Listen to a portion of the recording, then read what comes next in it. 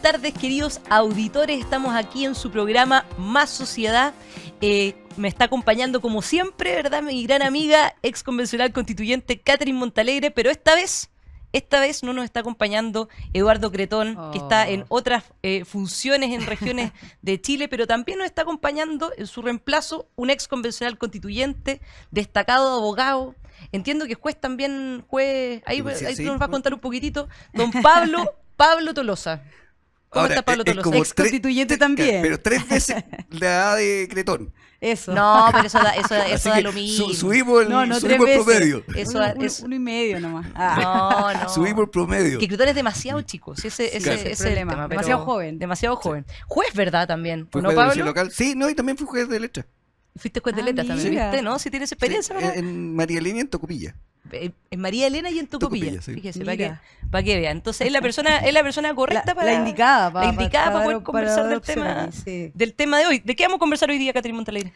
Bueno, especialmente contarles a quienes nos escuchan y nos ven, especialmente un tema que hoy día está calando profundo, pero por lo que ha pasado con los ministros del Tribunal Superior, ¿cierto?, de Justicia, la Corte Suprema, con algunas acusaciones constitucionales que se han llevado adelante por diputados, ¿cierto?, de oposición y del oficialismo, y esto a propósito, ¿cierto?, de la filtración del caso audio, del tema de Hermosilla, y creo que desde ahí nace un poco con los chats que se filtraron el tema del nombramiento de los jueces, ¿o no? Exactamente. Bueno, de eso vamos a conversar acá con el juez o ex juez Pablo Tolosa, ex convencional constituyente, abogado, sobre el tema del Poder Judicial, ¿verdad? Bueno, esta semana fue una semana muy movida, y este es un tema que, si bien ha estado bien álgido durante las últimas semanas, y va a seguir estando álgido, especialmente con el tema de las acusaciones constitucionales contra 3 ministros de la Corte Suprema. Es importante analizar por qué se está cuestionando el sistema de nombramiento de los jueces y qué tiene que ver la acusación constitucional, ¿verdad?, con eso. Y en ese sentido, bueno, primero, en términos bien generales, ¿cierto?, para entrar en contexto, el Poder Judicial chileno es uno de los 3 poderes del Estado clásico. El Ejecutivo está por el otro lado, el Legislativo y el Judicial, y su función principal es administrar justicia, y está compuesto fundamentalmente, si uno lo ve como una pirámide, por la Corte Suprema, que es el máximo tribunal, por las Cortes de Apelaciones y por los tribunales de primera instancia. Y en ese sentido, la elección de la Corte Suprema, el mecanismo elegido en el caso chileno, implica la participación de los 3 poderes del Estado, ¿cierto? Entonces, la propia Corte Suprema elabora una quina, el presidente de la República recomienda, o mejor dicho, nomina, ¿cierto?, a uno de esos nombres de la quina, y el Senado ratifica. ¿Cuál es el objetivo de este mecanismo? Que evitar, ¿cierto?, o tratar de disminuir el riesgo de politizar la Corte Suprema en términos de los equilibrios, porque uno dice, bueno, si intervienen los 3 poderes del Estado, hay suficiente garantía, ¿cierto? Sí. Y a propósito de eso, se ha discutido y se ha estado discutiendo otros mecanismos de nombramiento. Entonces habla de consejo autónomo, de un consejo de la magistratura, algunos así quizás más osados han dicho, elijamos a los jueces. ¿Qué opinas de todo esto? ¿Qué opinas del mecanismo que tenemos, Pablo? ¿Y qué opinas también de las sugerencias de cambio? A ver, el mecanismo, la misma Corte Suprema ha señalado que no le gusta el mecanismo, que el mecanismo funcionaba bien, pero dejó de funcionar bien. Y el hecho que no funcione bien es que actualmente tenemos una serie de cargos de la Corte Suprema que no se han podido nombrar. Es decir, no tenemos la totalidad de los ministros de la Corte Suprema, además de los que están acusados constitucionalmente, pero no tiene nada que ver, sino que hay cargos... Son 21, y creo que no me acuerdo cuántos son los que no se han nombrado. A lo menos hay todavía, 2 ¿no? que no se han nombrado, y que no se han podido nombrar por cómo intervienen estos 3 sistemas, o estos 3 poderes del Estado. Hay un problema ahí. Ahora, la misma Suprema ha señalado, cambiemos el sistema. Ahora el riesgo es, ¿por qué lo vamos a cambiar? Porque podemos caer en un sistema que actualmente uno puede decir que no es perfecto, podemos caer en uno muy imperfecto. Nosotros en la convención, acuérdate que se vio el tema de la magistratura con pueblo originario, lo excluido, y etcétera, y lo que menos tenía era tema técnico. Entonces, perfecto, cambiémoslo, pero cambiémoslo por un sistema que sea bueno, un sistema que sea efectivamente objetivo. En la actualidad, para tú ir ascendiendo en los cargos, tú tienes como 2 conceptos. Primero, cuando tú llegas como juez, llegas a juez de letra y veis toda la materia. Claro. Civil, penal, familia, laboral. Es el juez más básico de los básicos.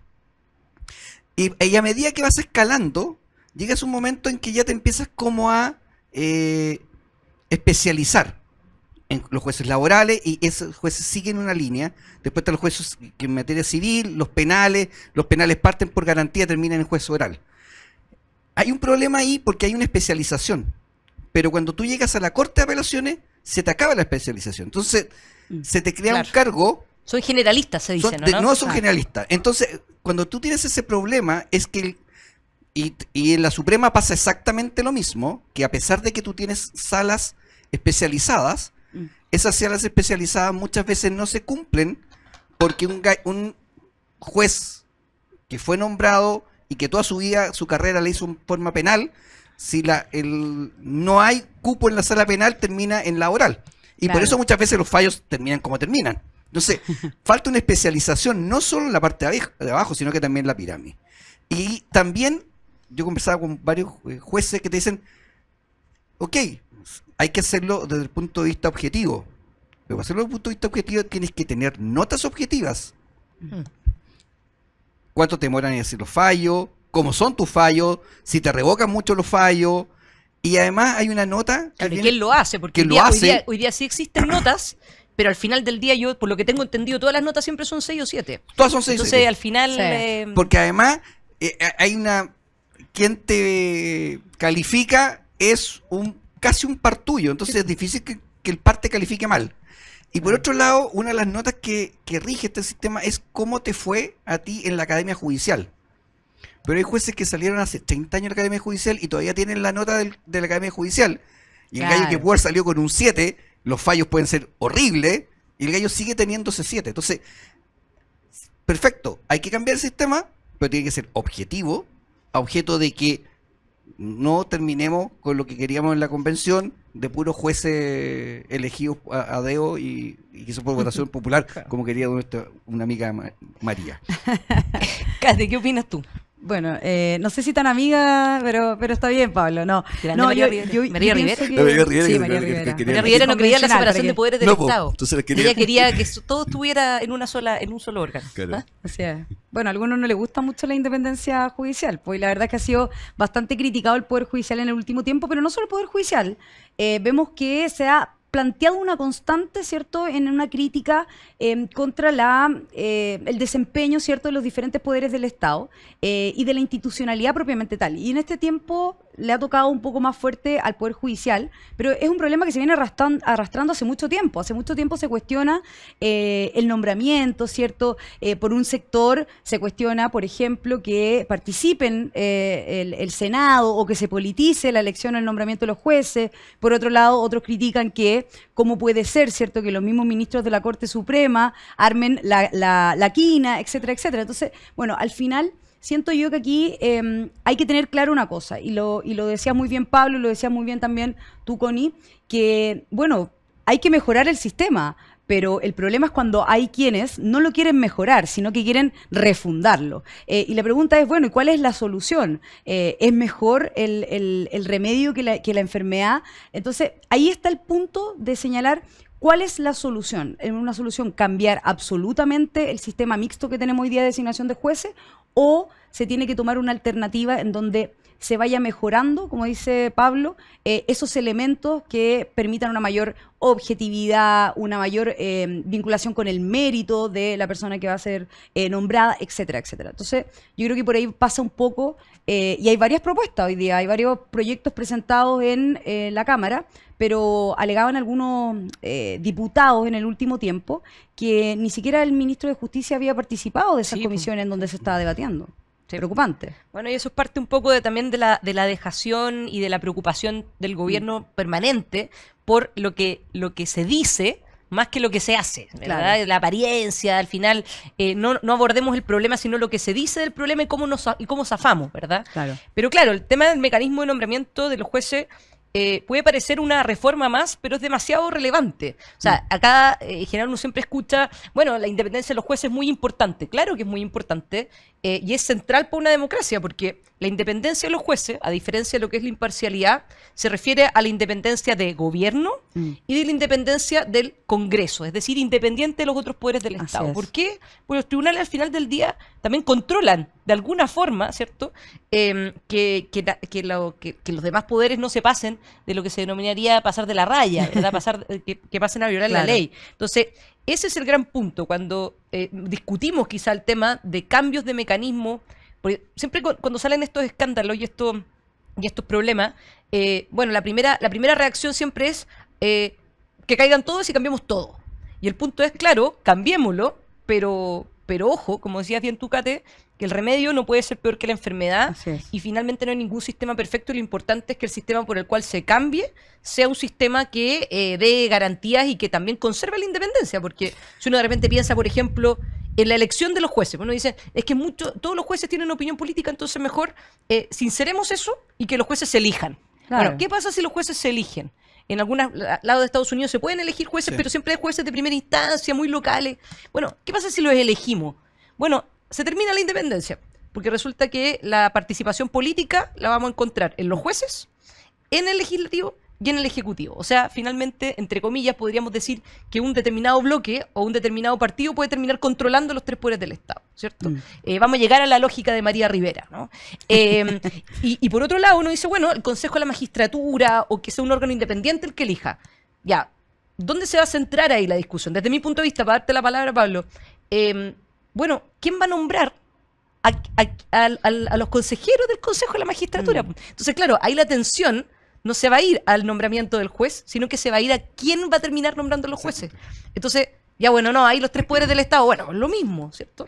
¿Qué opinas tú de las alternativas? Bueno, ya diste algunas también. Mira, la primera cuento es, ojo con comprarse el discurso de que esta cuestión es súper buena, el Consejo de la Magistratura, porque, por ejemplo, en España que funciona, tienen un problema gigantesco que ahora no saben cómo solucionar porque tienen muchos jueces nombramientos parados. Lo mismo pasa en Argentina y en Ecuador, así que no es la panacea. Lo de la María Rivera o otros de que lo elijamos, podemos correr el riesgo que entre los jueces que terminamos eligiendo sean algunos como algunos diputados que ni siquiera saben los artículos de la Constitución. Entonces, por último, eso no es tan preocupante porque es una cosa constitucional, pero si el juez no sabe ni siquiera, no se ha leído el Código Civil, imagínate, puede terminar en cualquier cosa. Entonces, tampoco es un tema, acá es un tema técnico y por tanto tiene que cumplir el mérito y es necesario que sea objetivo. Nunca va a ser objetivo porque siempre va a tener que intervenir alguien. Claro, no hay inteligencia artificial para resolver casos. No. Exacto. Es decir, siempre va a haber alguna persona y la elección de esa persona siempre va a ser por otro que va a tener que intervenir, que es parte del sistema. Es decir, unos lados decían, oye, ya que lo elijan, que todos sean electos por los mismos jueces. Bueno, a los 2 minutos va a salir quiénes son los jueces y cuáles son los lineamientos políticos de los jueces. Entonces, no pueden ser todos los jueces porque al final también hay todos los jueces en el sindicato de jueces, que no puede llegar a ese lado. Entonces, ahí tiene que haber una intervención. Yo creo que el sistema no es malo, el actual.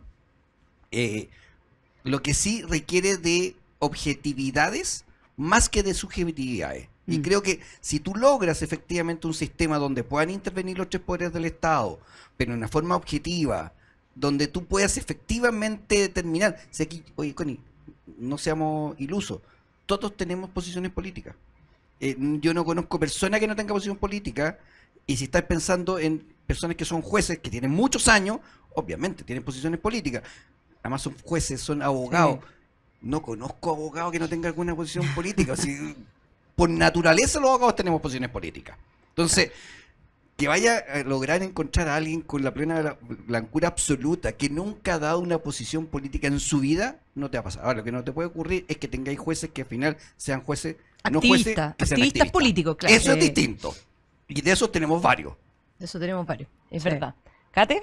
No, yo en eso concuerdo con Pablo, y especialmente porque de los problemas que se dan hoy día en el nombramiento de jueces, especialmente son aquellos a que se refiere Pablo. El primero, cuando tú hablas de afectación a la independencia judicial, es decir, no solo se exige hoy día que el Poder Judicial tenga independencia de los demás poderes del Estado, sino también de sus superiores jerárquicos. ¿Y cómo se logra eso si al final tu carrera está en razón, ¿cierto?, de que el superior jerárquico te permita ascender? Entonces se da un poco esta lógica de que tienes que fallar de determinada manera para caerle bien al superior jerárquico, etcétera, etcétera. Y eso creo que es un problema sobre todo con la independencia que se exige respecto de los jueces. El segundo tema es la falta de consideración, que muy bien dice Pablo, al mérito, porque si no existen criterios objetivos para poder determinar que un juez está cumpliendo su labor de la mejor manera o que se destaca, ¿cierto?, para poder asumir un cargo de mayor superioridad,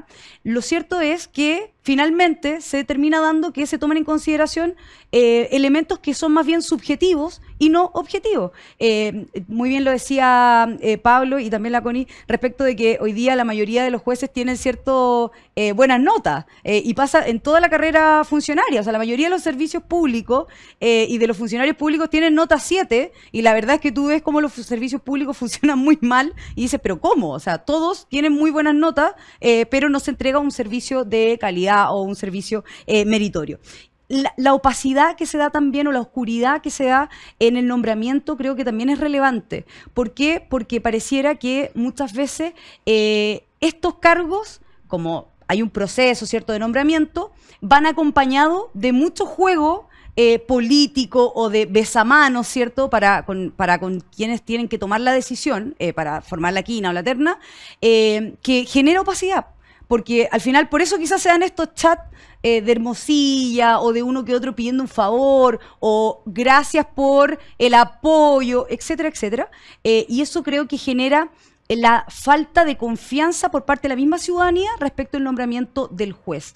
Y en el último caso también dice relación con el largo proceso de nombramiento de los jueces. Que uno podría estar de acuerdo, sí, efectivamente se requiere de un proceso que no sea mirado a menos o que no sea con una rapidez sin tomar en consideración los antecedentes, pero lo cierto es que da espacio para que mientras se forma la quina, se forma la terna, el presidente pueda mover su ficha o los senadores puedan mover su ficha, en el caso del los ministros de la Corte Suprema, para llegar con un nombramiento, ¿cierto?, con los apoyos necesarios para poder ser nombrado. Entonces, creo que esos elementos, si se pueden ir mejorando, podemos tener un sistema de justicia que permita darle mayor confiabilidad y credibilidad al Poder Judicial frente a la ciudadanía.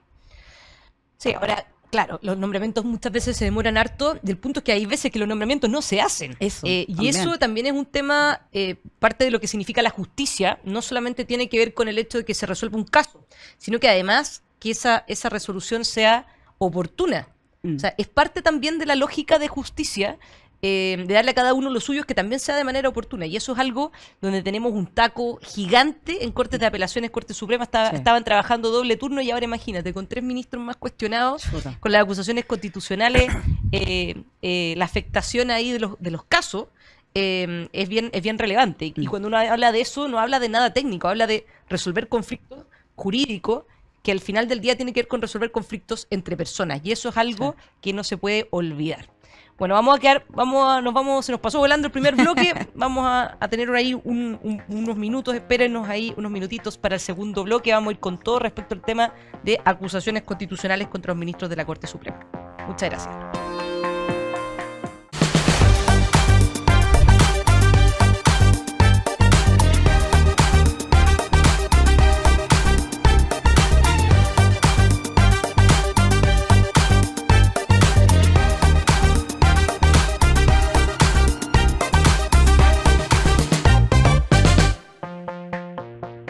Estamos de vuelta en su programa Más Sociedad. Acá estamos conversando sobre nombramiento de los jueces, cambios de mecanismo de nombramiento, acusación constitucional contra los ministros de la Corte Suprema junto a Catherine Montealegre y Pablo Tolosa.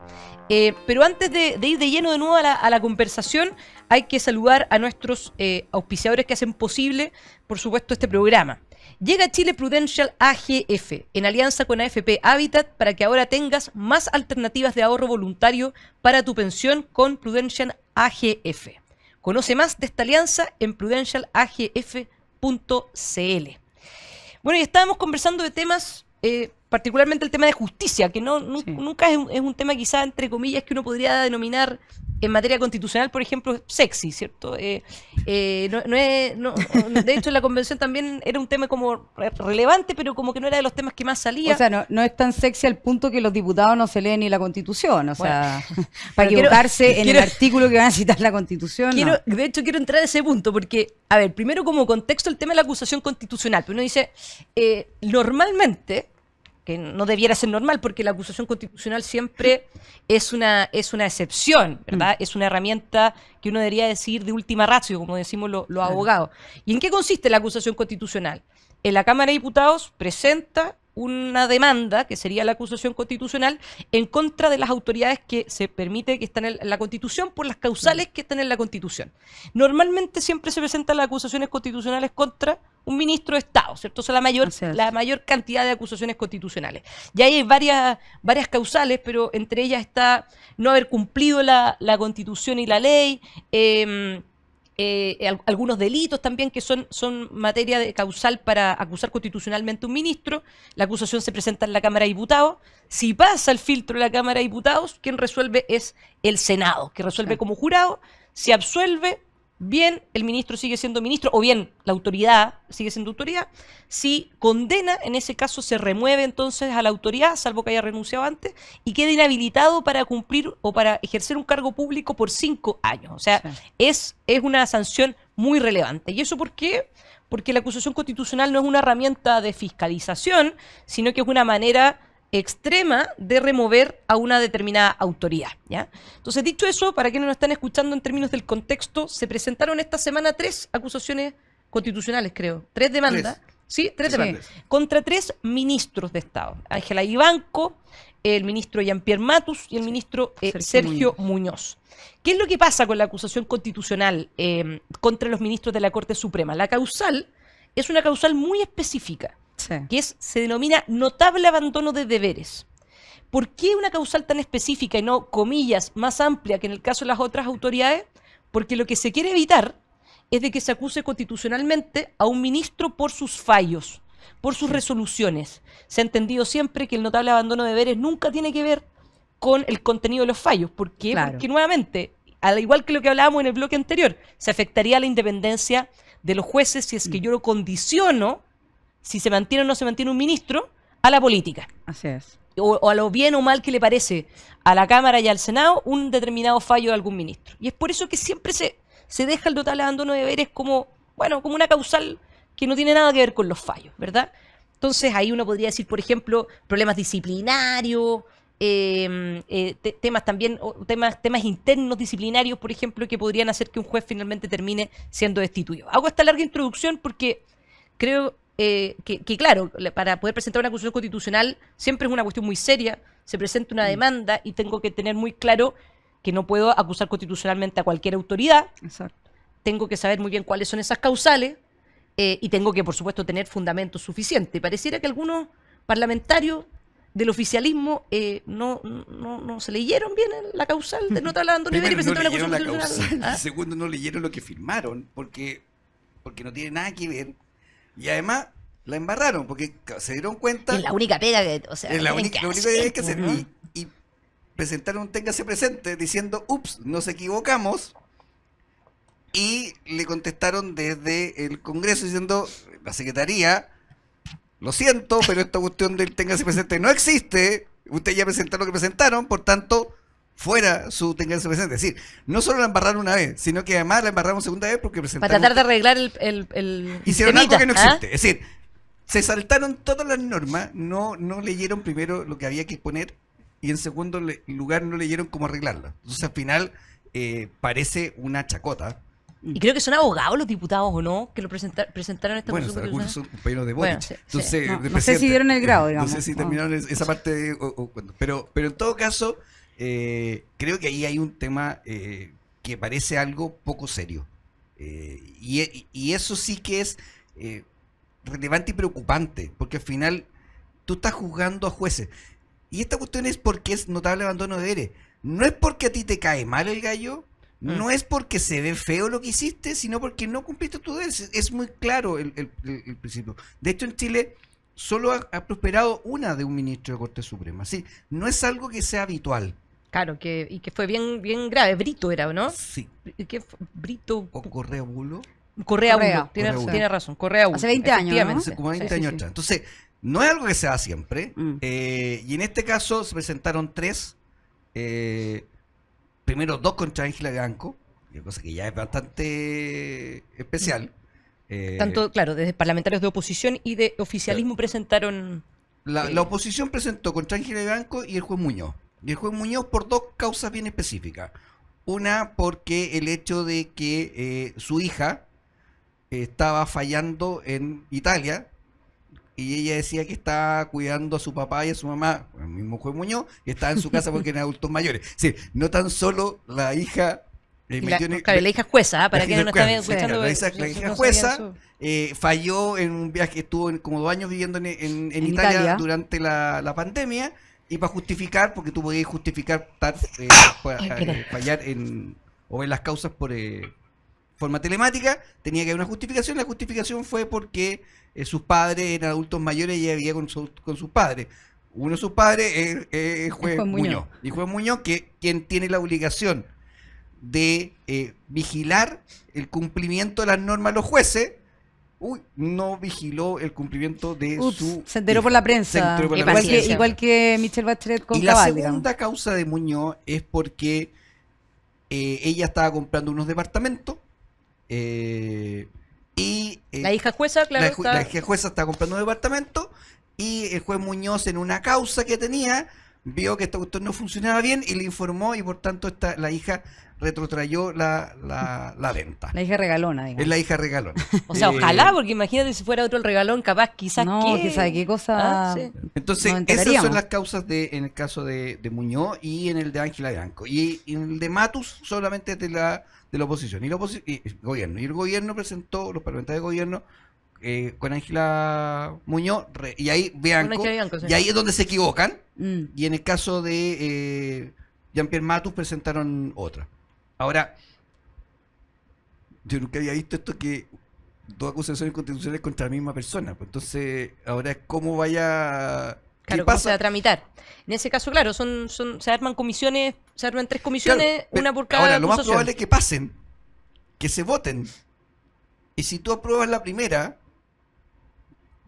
ya la otra no la podéis votar, porque si ya está destituida, es decir, ya diste la cuestión prueba para que el Senado, como la haya juzgado 2 veces, es un principio básico del No, claro, del derecho. Ahí asumo que van a hacer alguna fusión, una fusión procesal, pero si no, en el fondo no... Bueno, te acordás que en la convención que votábamos a cuestiones eternas porque no le gusta fusionar la cuestión y pensábamos horas y horas votando lo mismo, ¿no? Efectivamente. Bueno, pero porque estamos en un año eleccionario en donde pareciera que todos disfrutan, ¿cierto?, creerse mayores fiscalizadores que el otro. O sea, lo de Sergio Muñoz se había dado a conocer hace muchísimo tiempo. No es un tema de ahora, para ser justa, no es un tema de ahora. No es un tema de ahora, y no vimos a ninguno de los diputados quisiendo presentar una acusación constitucional.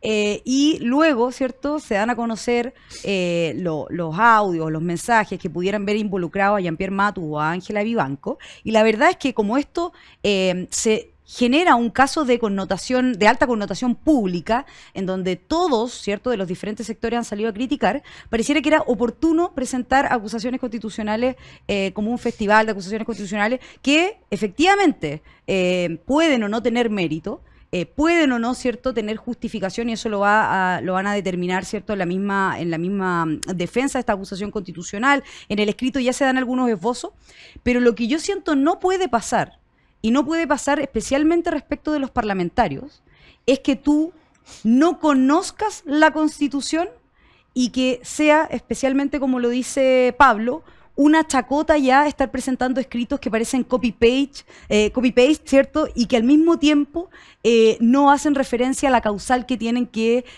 citar. O sea, ya eso me parece que es de la desprolijidad más grande y de la falta de seriedad más grande que uno puede ver en los parlamentarios. O sea, lo que tú estás viendo es que los parlamentarios no solo le deben haber encargado a un asesor que les escriba la acusación, sino que además ni siquiera se dieron el tiempo de leerla, de revisarla antes de firmarla. Y eso habla de la desprolijidad también del oficialismo, que por ganar un gallito político, ¿cierto?, se apresuran a presentar una acusación constitucional y lo hacen mal.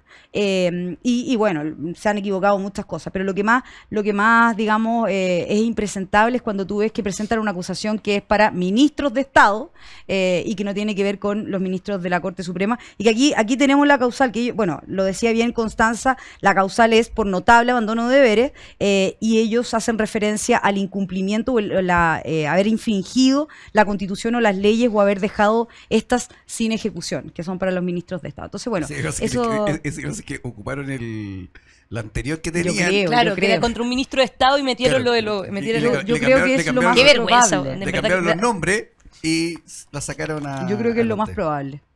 Yo creo que este tipo de cosas es verdad lo que dice la Cate. Si bien estamos hablando de mecanismos de nombramiento de los jueces, la acusación constitucional contra ministros de la Corte Suprema, realmente es vergonzoso para las personas, para la ciudadanía que votan por por estos diputados. El voto, y especialmente ahora que estamos cerquita de una elección grande, como es la elección municipal, de gobernadores regionales, alcaldes, consejeros regionales, el voto, al menos para mí siempre lo he visto como un depósito de confianza. La persona vota por un determinado candidato asumiendo que lo va a representar de buena manera, y obviamente esa representación tiene que ver con sus ideas, tiene que ver con sus principios, tiene que ver con lo que piensa políticamente, pero también tiene que ver con el depósito de confianza de que vas a hacer la pega bien. Sí. Y en esto, más allá de la talla y de lo ridículo que puede llegar a ser, a mí me parece muy grave que, entendiendo que las acusaciones constitucionales contra ministros de la Corte Suprema, en general, bueno, contra jueces, porque estuvo la acusación constitucional contra la jueza Donoso, ¿te acuerdas? Claro. Por estos casos de que dejaron libre a este asesino de Ámbar, creo. Y otros casos anteriores, como en materia de ministros de Corte Suprema por resoluciones en materia de derechos humanos, es muy excepcional. Y la consecuencia es muy grave, porque esto ya no tiene que ver ya con ponerse en el lado de un juez o de otro, porque claro, en ningún caso no tiene que ver con eso, pero es grave la consecuencia.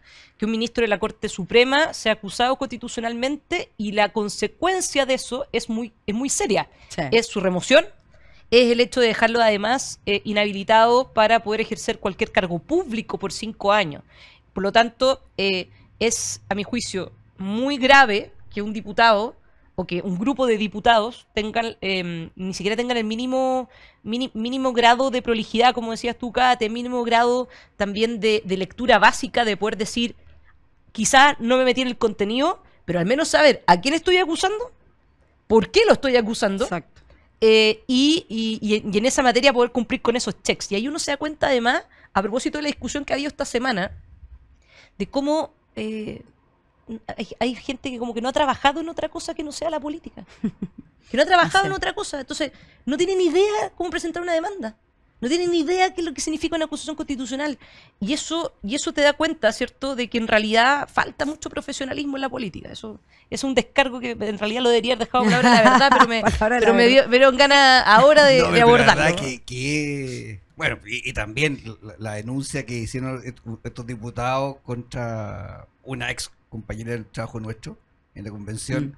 Claro, por ejemplo. Y que citan cohecho cuando no funciona. Ni siquiera te leíste el artículo del Código Penal. No, pero mira, si quieren no los leíste, los parlamentarios, yo les puedo, gratis, les puedo hacer una pequeña clase de derecho penal, pero bajita, para que por lo menos cuando hagan la cuña. Gratis y de calidad, dile. Claro. Gratuito y de calidad. Y de calidad, para que cachen más o menos de qué pueden hacer. Es decir, sí, a la larga, lo que hacen es ridiculizar el sistema. Tú terminas, la gente al final dice que se vayan todos, y es porque se vayan todos, porque terminas el sistema ridiculizándolo. Así es. No, bueno, lo hicieron en la convención y lo hacen en el Parlamento. Eso es lo mismo.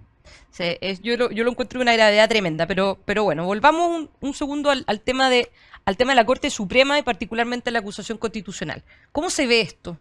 ¿Cómo proyectan ustedes qué es lo que va a pasar con estas acusaciones constitucionales? Y particularmente también cuáles son las razones por las cuales se lo están acusando, porque la causal está clara, ¿verdad? Notable abandono de deberes y por distintas razones dependiendo del ministro. ¿Prosperarán, no prosperarán? ¿Qué pasa si prosperan? No sé cómo lo ves tú, Pablo. Yo creo que van a prosperar. ¿Las tres? Yo creo que las tres. Ya. Ahora, yo creo que la de Matus es más difícil que prospere. Porque lo del ministro Matus son situaciones que ocurrieron antes que él fuera ministro. Por tanto, no es situaciones cuando él estaba en el Poder Judicial. Ministro Matus, al igual que el ministro Bianco, para quienes no saben, no son personas que vienen de la carrera judicial. Es decir, no son ministros. Son abogados externos. Son abogados externos que se incorporan a la Corte Suprema en una modificación a la Constitución. Es decir, no son que hayan venido toda la vida siendo jueces. Por tanto, lo que se le imputa a Matus es un tema anterior a cuando él era ministro. Por tanto, ahí hay un tema de que, oye, si procede o no procede. En el caso de Ángela Bianco, a la larga, esto es un juicio más político que jurídico y se ha transformado en la lista símbolo del sistema. Entonces, es difícil que alguien, habiendo mérito o no habiendo mérito, ni siquiera yéndote al fondo, es difícil que no... Y en el caso del juez Muñoz, el juez Muñoz es un juez que es bien polémico. El juez de la AFP, es el juez que presidente del Tribunal Calificador de Elecciones, es un juez que en muchos de sus fallos modifica leyes. Bien activo, por así decirlo. Bien activo, por decirlo de una manera suave. Es bien activo. Él está en la sala constitucional de la Corte Suprema, la tercera sala. Entonces, yo creo que también es un tema ahí que no... Ahora, las dos cosas que se le acusan a Juan Muñoz son, desde el punto de vista, para las personas es bien grave. Es decir, a la larga estáis beneficiando directamente a tu hija regalona. Pero fuera que es tu hija, es decir, ahí es jueza. Entonces, ahí hay un tema que creo que es difícil que alguien pueda votar. Porque además, lo dijo muy bien la Cate, estamos en un periodo preeleccionario. Entonces, y estas acusaciones constitucionales en las cámaras de diputados se van a votar semanas muy previas, días muy previos a la elección. Yo creo que difícilmente alguien va a votar que no. Aunque de la guata le diga que no. No, ya ven, para que transversal por el tema de, claro, sí, es verdad. Ahora, el tema, sí, es verdad, tienes razón. En el Senado puede ser distinto, porque ya haber pasado las elecciones, el Senado un poco más reflexivo. Yo le tengo mucha más confianza en muchas cosas al Senado que a la Cámara de Diputados. Entonces creo que ahí es distinto. Pero en esta primera etapa de la Corte de la Cámara de Diputados, para que pase al Senado, yo creo que van a pasar las tres. Cállate tú, ¿qué crees? Sí, ¿Cómo lo ves? Yo estoy de acuerdo con Pablo, especialmente en el último punto. O sea, yo creo que hoy día se ha instalado esta suerte de miedo, ¿cierto?, a votar frente a una posible elección municipal, presidencial. En época de elecciones, los diputados y los senadores tienen miedo de votar, de una u otra manera. Y en eso, hacerle un llamado un poco a la ciudadanía de cara a las elecciones municipales del 26 y 27 de octubre, pero también de cara a las parlamentarias.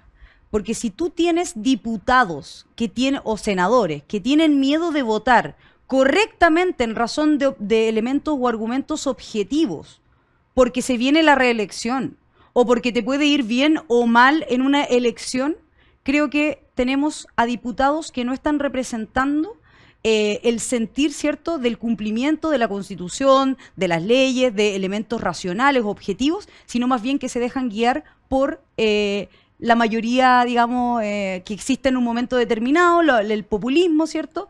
Y creo que eso es gravísimo. Y es gravísimo porque, tal como decía la Connie, o sea, tú estás haciendo un juicio político, pero que tiene una sanción gravísima, que es no solo destituir a un ministro de la Corte Suprema, permitiendo que esta persona, o sea, impidiendo que esta persona pueda ejercer cargos públicos, etcétera, por 5 años, sino también estás atacando un poder del Estado, un poder judicial que se ve debilitado. Entonces, creo que es relevante entender ese punto y, por lo mismo, circunscribo a que la suerte de estos 3 ministros va a estar echada dependiendo de cuándo se vote en la Cámara de Diputados y cuándo se vote en el Senado, que ya se está discutiendo, digamos, en las noticias ha salido harto de esto, que están preocupados en el Senado si es que esto se deja como una votación antes o después de las elecciones. Lamentable. Bueno, vamos a seguir conversando, nos queda después el último bloque, le vamos a explicar acá a Pablo de qué se trata el último bloque, que es la hora de la verdad. Así que vamos a una breve pausa y volvemos en unos minutos más.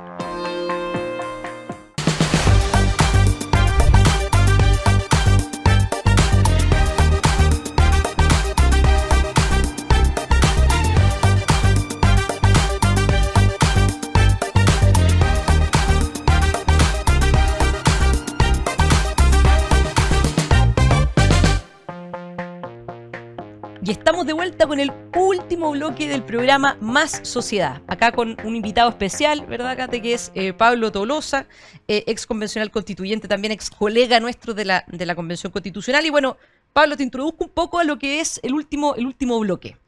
Se llama La Hora de la Verdad. Son unos 2 minutos más o menos donde cada uno de nosotros dice lo que de verdad piensa, sea popular o impopular. Así que para que pienses cuál va a ser tu mensaje que entregas acá en la hora de la verdad, voy a partir yo, quizás. Eso, muy bien. Abro yo los fuegos, después sigue la Kate y termina Pablo. Bueno, queridos auditores, evidentemente de que Chile ha tenido crisis institucionales que han sido tremendas y que han sido también bien vergonzosas, de todo en general, de todo tipo de instituciones. Al parecer ninguna se salva. Y es delicado el tema del Poder Judicial. ¿Por qué? Porque el Poder Judicial existe precisamente para resolver los conflictos, para evitar la autodefensa, para evitar que seamos nosotros mismos los que tengamos que defendernos y que sea un tercero, el Estado, ¿cierto?, el que nos defiende con el monopolio de la fuerza, y los tribunales de justicia que puedan resolver conflictos. Es verdad de que el sistema de nombramiento, especialmente los ministros de la Corte Suprema, es un sistema que requiere perfección, que es perfectible, que requiere de cambio. Pero en ese sentido también tenemos que tener claro que el remedio puede ser peor que la enfermedad, y que hacer cambios, como por ejemplo un consejo a la magistratura, como por ejemplo elegir a los jueces, puede terminar generando más inestabilidad y puede terminar generando también un problema de sistema mucho más grande.